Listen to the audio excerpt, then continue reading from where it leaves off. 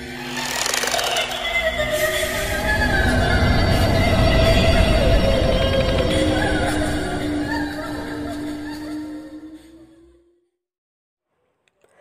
दोस्तों, स्वागत है आप सभी का एक और नई वीडियो में।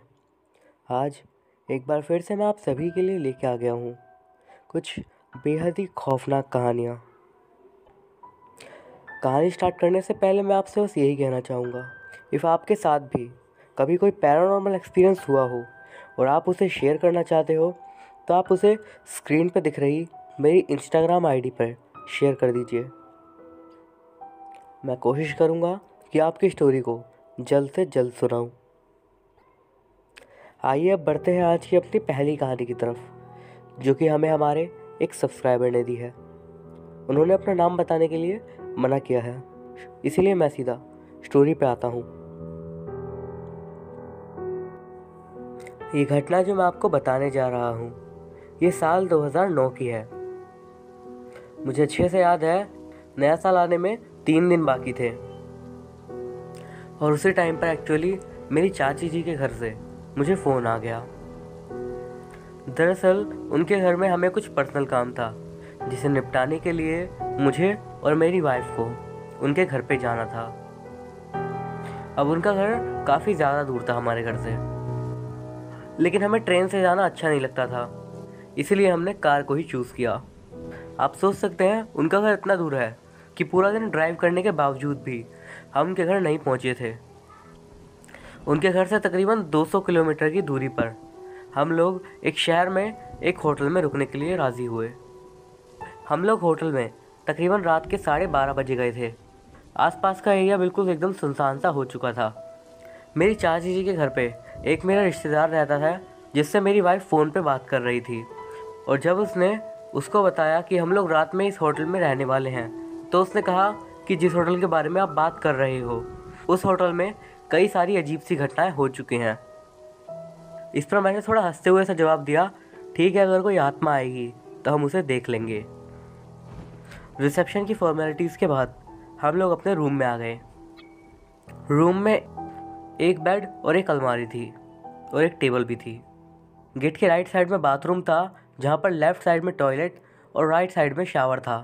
क्योंकि मेरी वाइफ को नींद आ रही थी तो थोड़ी देर टीवी देखने के बाद वो सो गई, पर मैं उस टाइम पर दरअसल एक नोवेल पढ़ रहा था, इसीलिए मैं जागता रहा। और मेरी वाइफ के सोने के तकरीबन 25-30 मिनट बाद मुझे भी नींद आने लगी, तो मैंने लाइट्स ऑफ कर दी और मैं भी सोने लगा।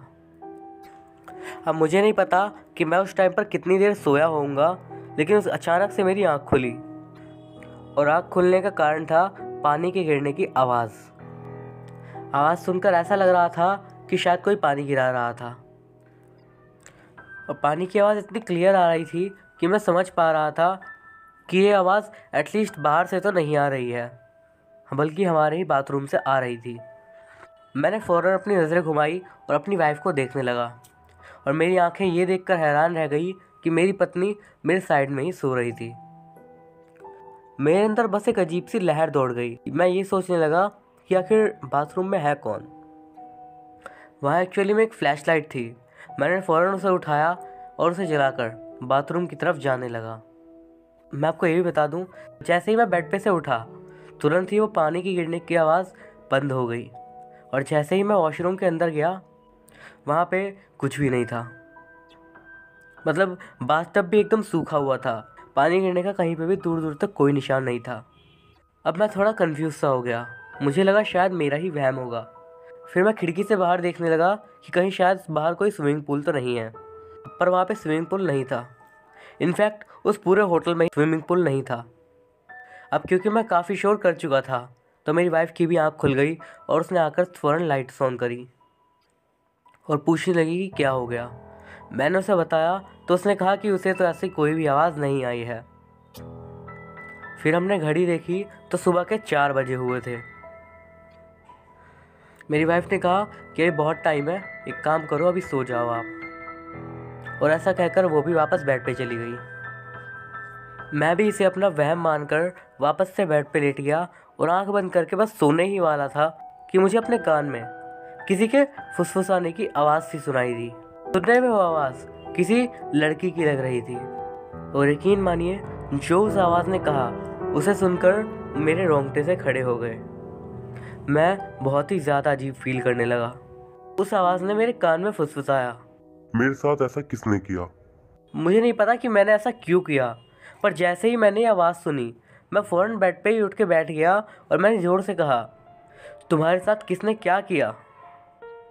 अब जो आवाज़ मुझे किसी फुसफुसाहट की तरह सुनाई दे रही थी, अब ऐसा लगने लगा कि वो आवाज़ उस तरफ से आ रही थी जहाँ पे मेरी वाइफ सो रही थी।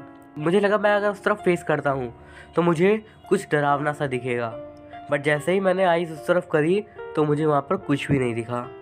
मैंने उठकर डोर चेक किया, लेकिन डोर क्लोज था, यानी कि कोई भी अंदर नहीं आ सकता था। पर मैंने ये जो वॉइस सुनी थी, क्लियरली वो हमारे ही रूम में से आ रही थी। अब एटलीस्ट इतना तो मुझे रियलाइज़ हो गया था कि उस रूम में हमारे अलावा भी कुछ ऐसा था जो कि हमें दिख नहीं रहा था। मैंने कोशिश करी कि अगर वहाँ पे कुछ ऐसा था तो वो मुझसे बात करे, और मैंने बोल कर भी देखा, लेकिन उसके बाद मुझे कोई भी आवाज़ फिर से नहीं सुनाई दी। आखिरकार मेरी जब वाइफ सुबह उठी तो मैंने अपनी वाइफ को ये सारा इंसिडेंट बता दिया। इस बार भी लेकिन उसने यही कहा कि उसने किसी भी आवाज़ को नहीं सुना है। इस टाइम तक सुबह के 7 बज चुके थे, और बाद में जब हम होटल से चेकआउट कर रहे थे तो मैंने बस ऐसे ही वहाँ के मैनेजर से पूछा, क्या हमारे साइड वाले रूम्स में कोई कल रात में रुका हुआ था? उसका जवाब सुनकर मुझे एक और शौक लगा। उसने कहा कि हमारे आसपास वाले रूम्स में ही नहीं, बल्कि कल रात में हमारे पूरे फ्लोर पे कोई भी नहीं था। एक्चुअली उस पूरे होटल में 4 फ्लोर्स थे। इसके बाद मैंने मेरे साथ जो घटना हुई वो उस होटल के मैनेजर को बता दी। और इस पर उस मैनेजर का कहना था कि ऐसी आवाज़ सुनने की घटना तो आप पहली बार बता रहे हो, लेकिन उसका ये भी कहना था कि वो उस होटल में नया है, और यहाँ पर उसने सुना है कि कई लोगों के साथ अजीबोगरीब घटनाएं होती रहती हैं, और यहाँ पर एक लड़की की घटना की बहुत चर्चा होती है जिसका मर्डर तकरीबन 10 साल पहले इसी होटल में कर दिया गया था। होटल मैनेजर ने इससे ज़्यादा मुझे कुछ भी नहीं कहा। मुझे इससे ज़्यादा शायद जानना भी नहीं था। मुझे तो कंफर्म नहीं पता कि उस रात जो मैंने महसूस किया वो आखिर क्या था। आपको क्या लगता है ये आप कमेंट करके ज़रूर बताएं। तो दोस्तों, ये तो थी हमारी आज की पहली कहानी। अब बढ़ते हैं आज की अपनी अगली घटना की ओर।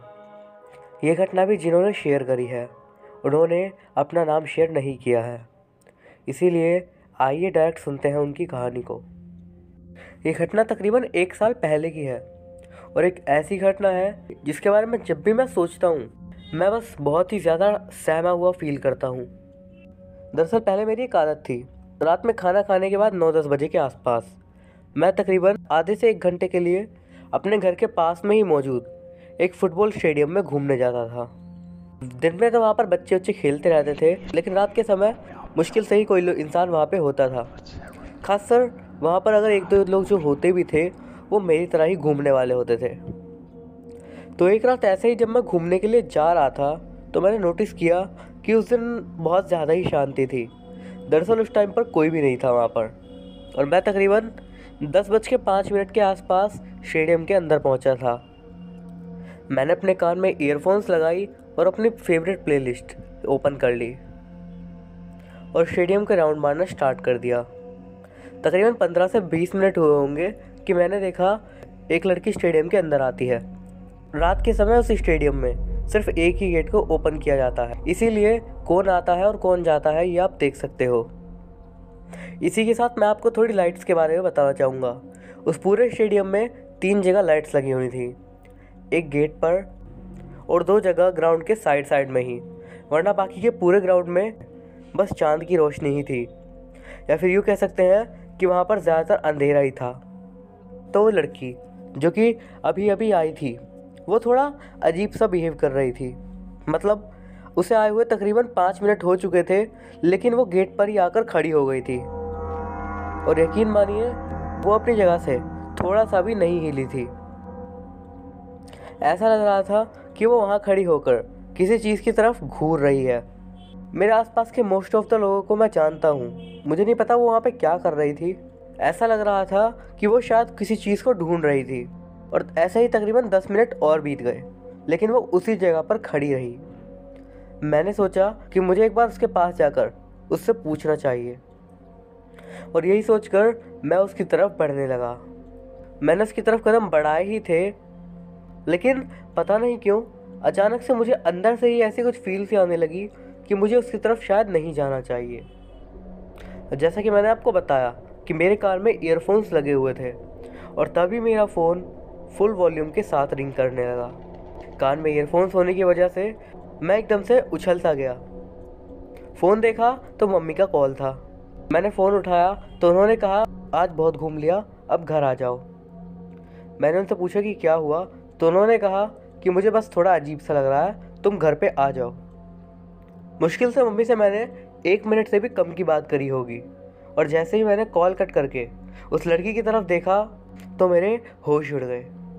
वो लड़की सीधा मेरी तरफ ही घूर रही थी और एक बहुत ही ज़्यादा क्रीपी स्माइल कर रही थी। और जैसे ही उसने नोटिस किया कि मैं भी उसे अब देखने लगा हूँ, तो वो धीरे धीरे मेरी तरफ आने लगी। मुझे नहीं पता कि मुझे ऐसा क्या फील हुआ, बस मैं फ़ौरन उसके पीछे की तरफ जाकर भागने लगा, क्योंकि वो गेट से थोड़ा आगे की साइड खड़ी हुई थी। मैं फ़ौरन स्टेडियम के गेट से बाहर को आ गया और वहाँ पर एक जगह खड़ा होकर हांफने लगा। बाहर आने के बाद पता नहीं क्यों मेरी हिम्मत नहीं हो रही थी कि मैं पीछे मुड़कर देखूं। मैंने फ़ौरन से अपने फ़ोन का फ्रंट कैमरा ओपन किया और उसमें अपने पीछे की तरफ देखने लगा कि कहीं वो सच में मेरे पीछे आ तो नहीं रही। लेकिन वो मेरे पीछे नहीं आ रही थी। दरअसल वो अब भी स्टेडियम के गेट के बाहर ही खड़ी थी।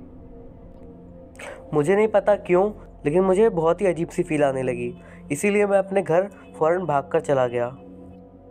दरअसल हमारे एरिया में एक सिक्योरिटी गार्ड है और उनसे मेरी अच्छी खासी बातचीत होती थी, और मुझे पता नहीं क्यों ऐसा लगा कि मुझे उनसे उसके बारे में पूछना चाहिए। तो मैंने 2 दिन बाद उस फ़ोटो को, जो कि मैंने क्लिक करी थी, उसे उस गार्ड को दिखाते हुए पूछा कि क्या उन्होंने उस लड़की को देखा है या फिर नहीं। लेकिन उस फ़ोटो को देखने के बाद वो काफ़ी देर तक शांत हो गए एकदम। तकरीबन 2 मिनट तक वो बिल्कुल शांति से खड़े रहे, और उसके बाद उन्होंने पूछा, ये फ़ोटो तुमने कब क्लिक करी थी? उनका सवाल मुझे थोड़ा अजीब लगा, लेकिन फिर भी मैंने उन्हें बताया कि ये फ़ोटो मैंने 2 दिन पहले रात के समय खींची थी। लेकिन उस गार्ड ने जो मेरे को बताया उसे सुनकर सच में मेरे पैरों तले ज़मीन खिसक गई। उसने मुझसे कहा कि ये जो लड़की है, इसने तकरीबन 1 हफ्ते पहले ही सुसाइड कर लिया है, और ये कुछ ही दूरी पर अपार्टमेंट में रहती थी। उसका कहना था कि उसे बिल्कुल एग्जैक्ट शक्ल तो याद नहीं है, लेकिन फ़ोटो में जो लड़की है वो उसे बिल्कुल उसी की तरह लग रही थी। जिस दिन उसने मुझे ये बताया, मैं उस दिन बहुत ही ज़्यादा डर गया, और सच में मैं एकदम रोने जैसी हालत में आ गया था। मैं बहुत ही ज़्यादा पैनिक कर गया था, और इसीलिए शायद मुझे बहुत तेज़ बुखार भी हो गया था। मुझे अगले 2 दिन तक बुखार ही रहा। बुखार ठीक होने के बाद मैंने सोचा कि क्यों ना एक बार उस लड़की के बारे में थोड़ी जानने की कोशिश करूं। मैं सोचने लगा कि मैं क्या कर सकता हूं। उस दिन के बाद से वैसे मेरी मम्मी ने रात में मेरा घूमने जाना बंद कर दिया। इसके बाद तकरीबन 1 हफ्ते बाद मैं उस गार्ड से उस लड़की के अपार्टमेंट का एड्रेस मांगा। वो हमारे घर से ज़्यादा दूर नहीं रहती थी, और ये शायद मेरे लिए किस्मत की ही बात होगी कि उस लड़की का अपार्टमेंट जहाँ पर था, उसी बिल्डिंग में मेरी एक दोस्त रहती थी। जब मैंने देखा कि वो उसी बिल्डिंग में रहती थी, मैं फ़ौरन ही अपनी फ्रेंड से मिलने के लिए चला गया। मैंने उसे नहीं बताया कि मेरे साथ क्या हुआ है, बस मैंने उससे उस लड़की के बारे में ऐसे ही पूछा जिसने कि कुछ दिनों पहले सुसाइड किया था। इस पर मेरी फ्रेंड ने मुझे ये बात बताई। ऊपर वाले अपार्टमेंट में एक लड़की रहती थी जिसका नाम इशिता था। उसके घर में वो और उसके पापा रहते थे। उसके पापा ज़्यादातर टाइम बाहर ही रहते थे, जिसकी वजह से इशिता काफ़ी ज़्यादा बिगड़ चुकी थी। बिगड़ने से मेरा मतलब वो गलत संगत में रहने लगी थी। दरअसल हुआ यूँ कि एक दिन इसके पापा घर पे जल्दी आ गए, और उन्होंने अपने घर में इशिता को एक लड़के के साथ देखा। उस दिन उनके घर पे एक बहुत ही बड़ा सीन क्रिएट हो गया, और वो दोनों पापा बेटी एक दूसरे को बहुत ही ज़्यादा बुरा बोलने लगे। वो लड़ाई पूरी की पूरी सोसाइटी ने देखी थी। इस लड़ाई के बाद गुस्से में इशिता उसी लड़के के साथ चली गई। और उसके पापा ने भी उसे नहीं रोका। इस घटना के 2 दिन तक इशिता अपने घर में लौट कर ही नहीं आई और तीसरे दिन वो अचानक से आ गई और घर आकर उसने अपने पापा से माफ़ी मांगी। लेकिन उसी दिन रात के समय उसने सुसाइड कर लिया था। मरने से पहले उसने एक सुसाइड नोट भी छोड़ा था जिसमें उसने लिखा था कि वो अपनी मर्ज़ी से अपनी जान ले रही है। वो अपने पापा से माफ़ी चाहती है क्योंकि वो एक अच्छी बेटी नहीं बन पाई। और उसमें ये भी लिखा था कि वो ये कदम इसलिए उठा रही है क्योंकि ज़रूरत पड़ने पर कुछ लोगों ने उसकी मदद नहीं करी और उस बात से वो बहुत ज़्यादा डिप्रेस्ड है। इसके बाद मेरी फ्रेंड ने बताया कि इस घटना के बाद कि उसके पापा की दिमागी हालत बहुत ही ज़्यादा बिगड़ गई। मैंने उससे पूछा कि क्या उसके पास इशिता की कोई फ़ोटो है, तो उसने कहा हाँ क्यों नहीं। तो मेरी फ्रेंड ने कहा हाँ क्यों नहीं, आओ मैं तुम्हें इशिता के पापा से ही मिलवा देती हूँ। उनके घर पर दीवार पर इशिता की फ़ोटो भी लगी हुई है। मैंने कहा ठीक है। उसी दिन शाम को हम दोनों इशिता के फ्लैट पर पहुँचे। वहाँ पर जाकर हमने बेल बजाई और इशिता के पापा ने दरवाज़ा खोला और इशिता के पापा को जैसे ही मैंने देखा मैं बहुत ही ज़्यादा हैरान हो गया। उन्होंने मुझे और मैंने उन्हें तुरंत ही पहचान लिया था। दरअसल उस स्टेडियम वाली घटना के कुछ दिन पहले मैं जब रात में घूमने के लिए स्टेडियम जा रहा था, एक आदमी को रोड के साइड में बैठा रोते हुए देखा।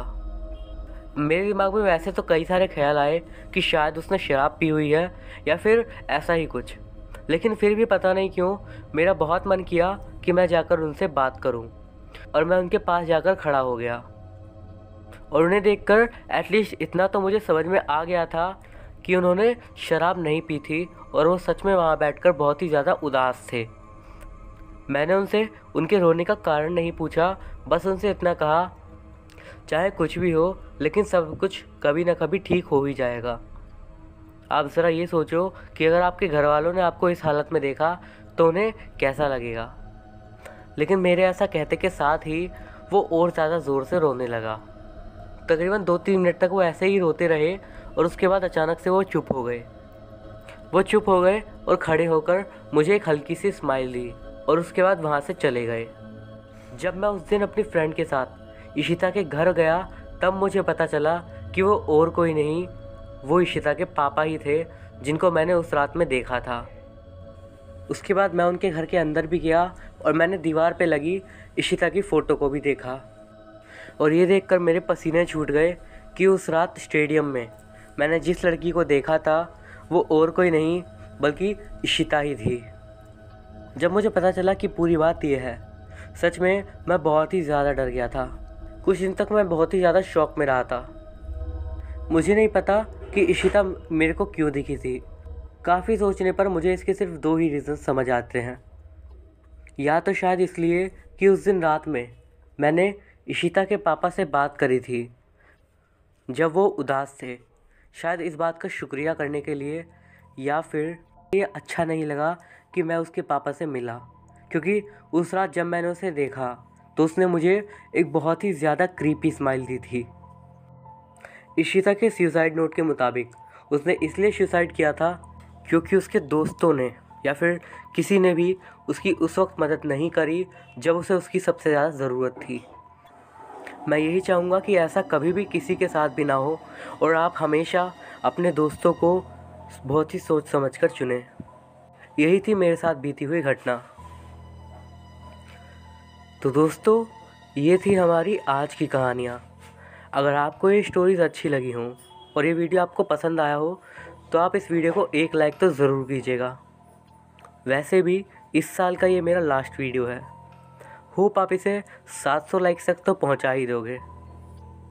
मैं अभिषेक मिलता हूँ आपसे अगली वीडियो में अगले साल में। तब तक के लिए गुड बाय।